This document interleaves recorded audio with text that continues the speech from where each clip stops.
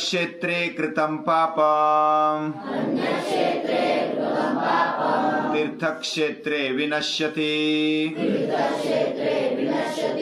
तीर्थक्षेत्रे कृतं पापम् वज्रलेपो भविष्यति। वज्रलेपो भविष्यति।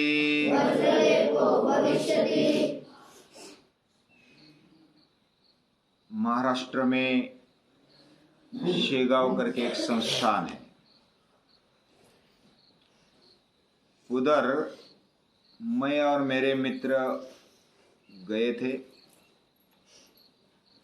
एक मित्र ने मुझे बताया कि मैं पहली बार शेगांव संस्थान के बारे में सुना, अभी अभी, यानी कि 5-7 साल हो गए। तो मैं जब गया था उधर शेगांव संस्थान में, गजानन महाराज का वो संस्थान है, और उधर मैं ऐसा सुना था कि उधर की व्यवस्था बहुत ही अच्छी है, स्वच्छता रखते हैं, और उधर के सेवेकरी वो बहुत ही प्रसन्नता से सेवा भक्ति समझकर वो अपना अपना काम करते हैं, जो भी बताया गया है रात दिन करते हैं, और हजारों की संख्या में सेवेकरी उधर आते हैं।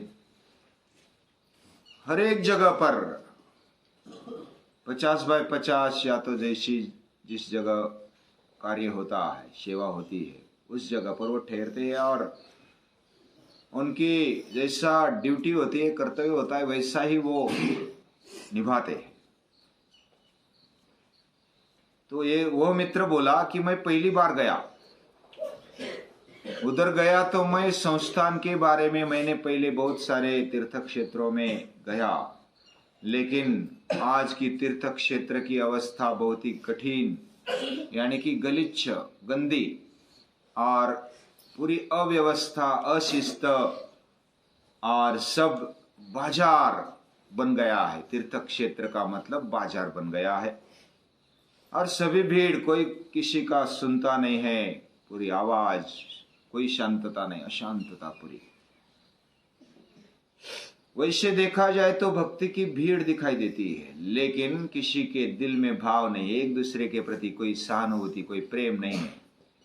ऐसी अवस्था बन गई है। तब ये शेगांव संस्थान के बारे में सुना तो मुझे लगा कि ये तो कुछ ऐसा होगा, अफवाह होगी, या तो कुछ ऊपर ऊपर बताते होंगे। तो वह उसने परीक्षा लेने की ठानी। उसने क्या किया, जेब में चॉकलेट के रैपर डाल दिए बहुत सारे, और उधर गया तो मुंह में पान खा लिया, और जिधर भी जाता उधर थूकता, जितना थूकना चाहिए, जितना अनलिमिटेड, वो थूकते गया। लेकिन पीछे एक सेवेकरी था, वो उधर देख रहा था। वो थूकने वाला जो थूका ना, वो तुरंत पानी डालता और पोछा मारता और स्वच्छ कर लेता, फिर थूकता तो फिर पानी मारता, एक बाल्टी, एक कपड़ा और एक झाड़ू साथ में, दोनों हाथ में कुछ सामान, और वो ऐसा उसके पीछे पीछे पीछे पीछे जिधर भी थूकता, और वो प्रसन्नता से, पूरा हंसता हुआ चेहरा, प्रसन्न चेहरा, स्माइलिंग चेहरे पर।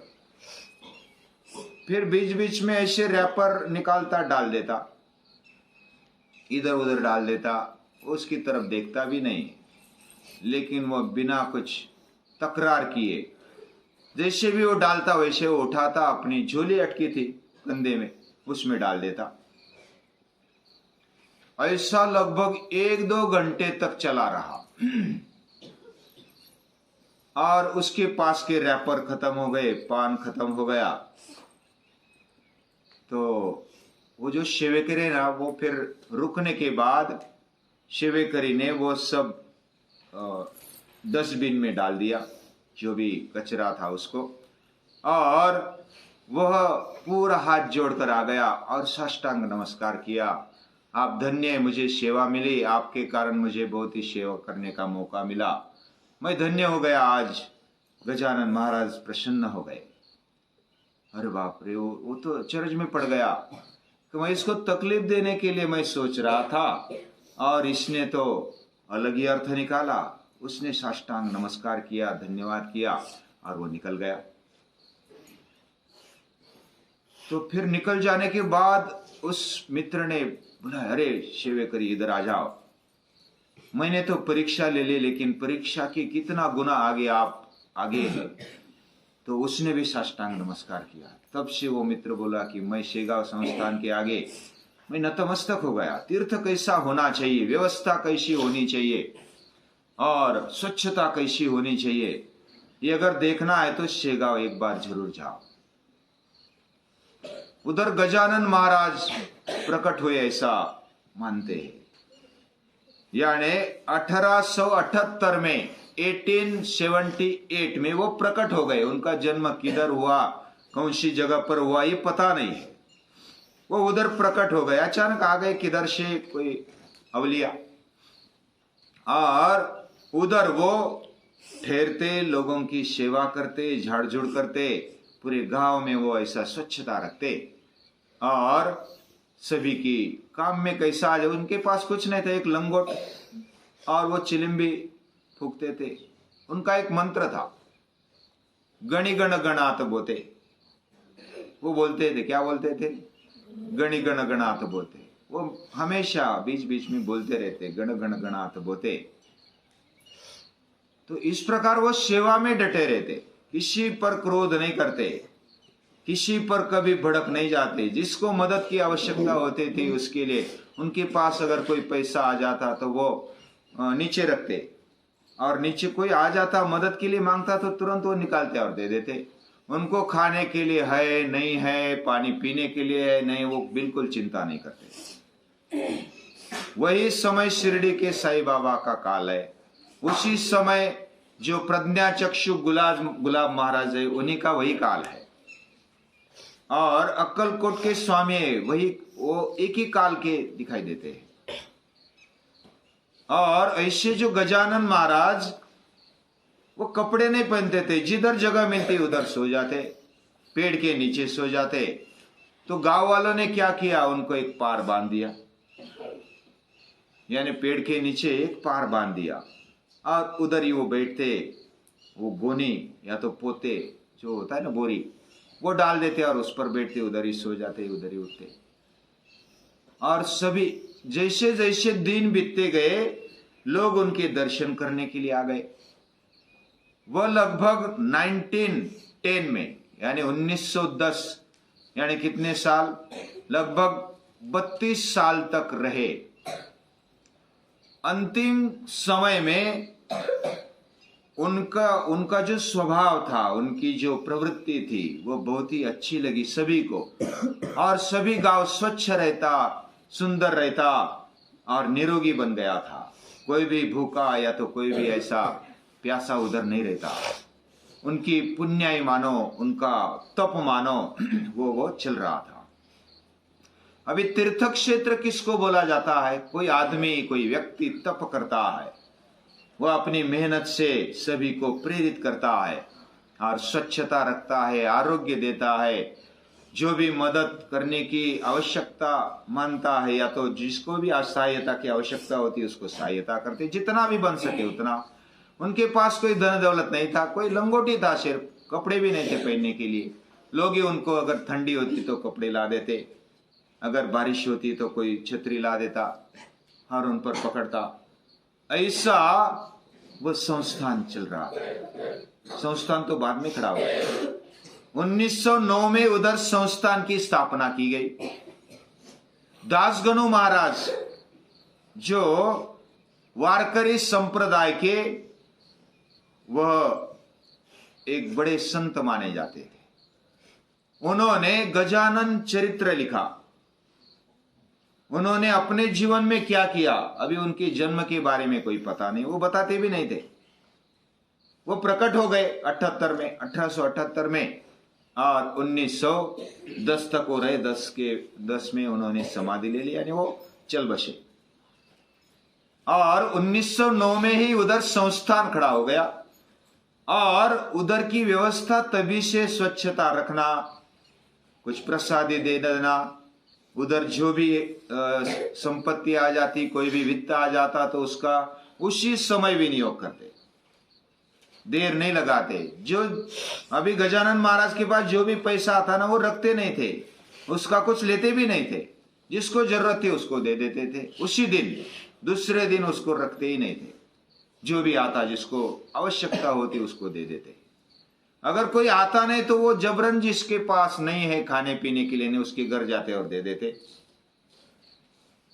तो इस प्रकार उनका चरित्र ज्यादा तो बड़ा नहीं है, लेकिन इस प्रकार उन्होंने अपना जीवन बिताया। अभी दासगनु महाराज ने गजानन चरित्र लिखा और उधर संस्थान में उसका फिर वो जाने के बाद पारायण करते। उनका जीवन में जो भी पशु हो, पंछी हो, कोई आदमी हो, कोई बीमार हो, कोई बूढ़ा हो, कोई पंगु हो, ऐसे अलग अलग प्रकार के व्यक्ति, निसर्ग में रहने वाले पशु पक्षी, वो उधर बहुत ही आनंद से रहते। पानी की व्यवस्था नहीं होती तो उधर कुआं खोदने के लिए, कुछ तालाब करने के लिए वो चले जाते। इस प्रकार अलग अलग प्रकार से उन्होंने समाज सेवा की, उसमें ही ईश्वर देखा। और जो मंत्र बोलते थे गणि गण गणात होते, अभी इसका अर्थ जो दासगनु महाराज ने किया है वो क्या है मालूम है? गणि यानी विश्व में रहने वाला जो पर ब्रह्म है या तो जो भी चैतन्य है, गण गणात होते, वो सभी में रहता है। जो पर ब्रह्म है पूरी दुनिया को, चराचर को, विश्व को चलाने वाली शक्ति हर एक में रहती है और उसकी सेवा करनी चाहिए। ये इसका मंत्र का अर्थ हुआ, गणि गण गणात बोते। मैंने तो पहली बार जब सुना तो मुझे ऐसा लगा कि ये क्या मंत्र है, गण गण गणात बोते। अभी एक कुछ गण गण करते होंगे या तो कुछ ऐसा उसका कोई अर्थ होता या नहीं होता। लेकिन जब मुझे मालूम हुआ तो जो भी संत एक बात उठाते हैं, अभी बड़ा जिसको बनना है, इतना सब कुछ उसको ऑलराउंडर होना चाहिए या तो सर्वगुण संपन्न होना चाहिए, होंगे तो अच्छी बात है। लेकिन नहीं भी है तो डरने की बात नहीं है। सभी में सभी गुण नहीं होते। एक गुण आ गया और वो बस लग गए काम में। गाड़गे महाराज झाड़ू ले लिया, झाड़ू मारना किसको नहीं आता है। वैसे गजानन महाराज झाड़ू ले लिया, जिसके पास भी झाड़ू मिलता, नहीं झाड़ू मिलता तो वो कुछ पौधे की टहनी ले लेते, शाखा ले लेते और उससे झाड़ते। लेकिन हर दिन वो गांव को स्वच्छ रखते, जिधर भी कचरा होता उसको स्वच्छ करते, जिसको भी आवश्यकता थी उसको दे देते। तो मुझे जब इस मंत्र को सुना तो मुझे भी आश्चर्य लगा था। लेकिन जब मैं भी जाकर आ गया, एक दिन मैं भी साथियों को लेकर गया था, उधर गया तो मैं भी आश्चर्य में पड़ गया। उधर जिधर भी जाएंगे इतनी स्वच्छता है। अभी तीर्थ क्षेत्र बाकी और जाएंगे और गजानन संस्थान में जाएंगे, शेगांव के संस्थान में, तो ये फर्क दिखाई देता है। बाद में फिर शंकरराव पाटिल करके एक व्यक्ति हो गए। अभी वो गई साल ही उनका देहांत हो गया। उनकी उम्र लगभग 90 के आसपास थी, 90 से भी आगे, 100 के आसपास। और उन्होंने वो संस्थान का कार्यभार संभाला और बहुत दिन पहले, लगभग 50-60 साल उन्होंने वो संस्थान का कारोबार किया। लेकिन बिना अहंकार उन्होंने सब व्यवस्था लगा दी। उनके पहले भी व्यवहार चलते थे या तो कारोबार चल रहा था, लेकिन शंकरराव पाटिल ऐसे व्यक्ति हुए। अभी उनके पुत्र देख रहे कारोबार, नीलकंठ दादा है उनका नाम। और उनके जो पोता है ना वो भी इधर पढ़ के गया है, अभी बाद में नाम बताऊंगा। लेकिन उधर से जो भी शंकरराव पाटिल ने उधर का कारोबार संभाला, तब से उन्होंने उधर का प्रसाद सिर्फ रामनवमी के दिन वो लेते थे। और गजानन महाराज ने एक श्री राम की प्रतिमा, श्री राम का मूर्ति उधर बिठाया, मंदिर किया और हर रोज उधर वो भक्ति करते राम की और पूजा पाठ करते, राम रक्षा बोलते और भी कुछ लेते और श्री राम की उपासना उन्होंने की। वही, यानी कि जैसे गजानन महाराज निस्वार्थ भाव से जीते थे, वैसे ही शंकरराव पाटिल निस्वार्थ भाव से कारोबार संभालने लगे। वो भी जो भी पैसा आ जाता संस्थान के नाम पर, उसी दिन अभी तक हर रोज का हर रोज खर्चा वो कर डालते हैं।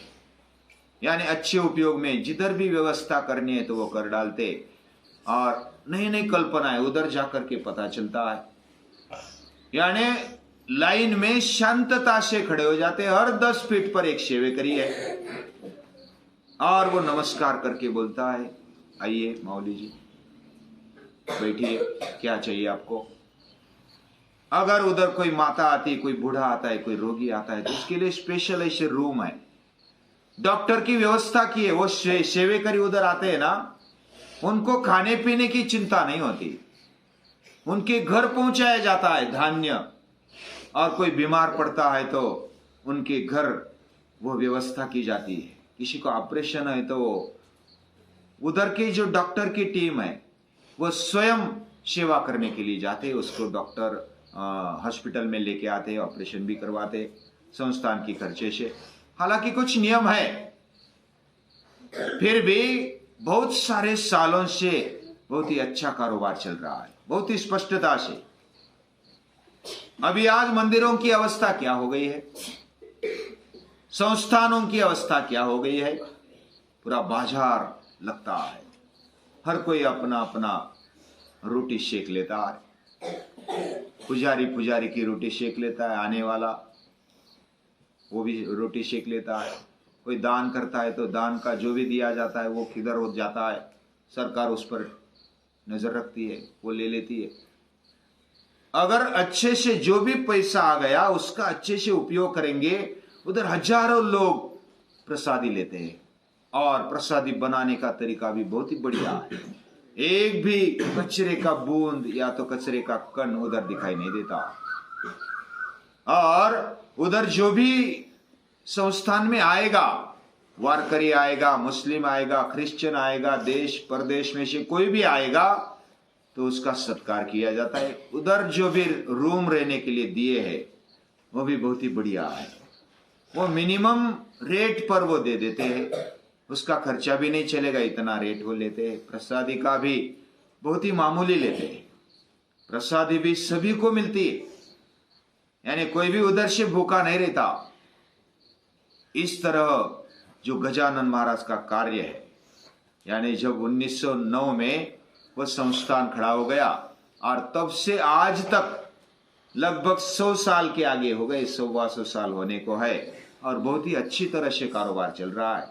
जिंदगी में एक बार जाना चाहिए, उधर की व्यवस्था देखनी चाहिए। तीर्थ क्षेत्र कैसा होता है, अन्य क्षेत्रे कृतम पापम तीर्थ क्षेत्रे विनश्यति।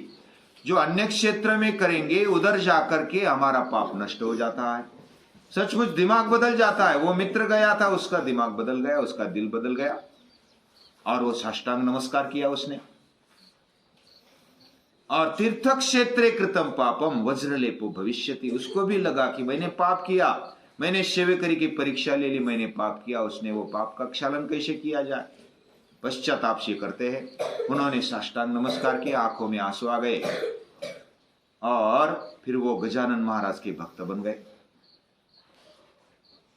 इस तरह जो भी ऐसे बहुत सारे महापुरुष इस भारत भूमि में हुए, और इसलिए भारत भूमि पवित्र है। ये भारत भूमि में ऐसे अलग अलग महापुरुषों ने कार्य किया है। किसी कीर्ति की अपेक्षा नहीं, किसी प्रसिद्धि की अपेक्षा नहीं, पैसे की अपेक्षा नहीं, मान सम्मान की अपेक्षा नहीं, कोई मुझे अच्छा कहे बुरा कहे उसका कोई लेना देना नहीं। इस तरह बहुत ही निस्वार्थ भाव से उन्होंने सेवा की है। तो ऐसे संतों को याद करते हैं और उनको नमन करते हैं।